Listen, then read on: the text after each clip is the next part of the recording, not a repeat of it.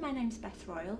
I'm the team leader of the internal audit team here at Creative Support Head Office in Stockport. And today we're going to look at how to use the Safe Contents book. All non-cash items which are held by the service on behalf of service users should be recorded in the Safe Contents book. This might include passports, birth certificates, or anything really that isn't cash and is held in the safe on somebody else's behalf. Valuable items which are held in the safe and belong to the service, such as cameras or sat-navs, should be recorded at the back of the Safe Contents book in the pages marked miscellaneous. So, this is an example of a page from a Safe Contents book. Each service user should have their own page, and these should be clearly indicated in the index at the beginning of the book. Items which are held should be recorded in the Safe Contents book pages. Items which are held should not be recorded in the index page. Do not record items by page. For example, page 1, a service user's passport. That can lead to retrospective recording. What we want is all the items held on behalf of that service user all on the same page. If the page is complete, you go to the next available page and make sure that you update the Safe Contents index page to show where the next page is for that person. Let's look at how to record the depositing of items in the Safe Contents book. First of all, we're going to complete the date in full in the format date, month and year. So in this case, we're going to put 23rd of the 1st, 19. Even if you're recording lots of items in at the same time on the same date, it's really important that you complete the date in full on every single row. Please don't use ditto marks, as they can be written over and retrospective recording could happen. So we want the date in full on every single row that's completed.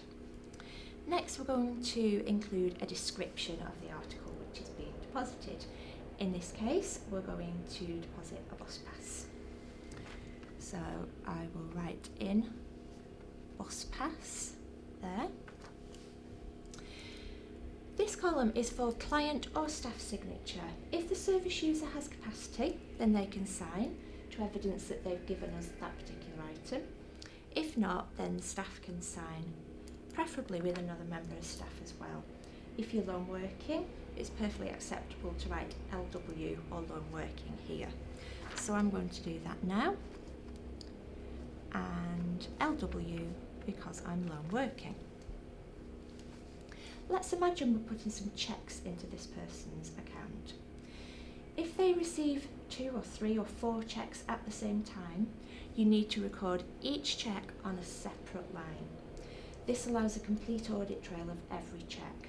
So, for example, this particular person has received check number 000123 and it is for £100.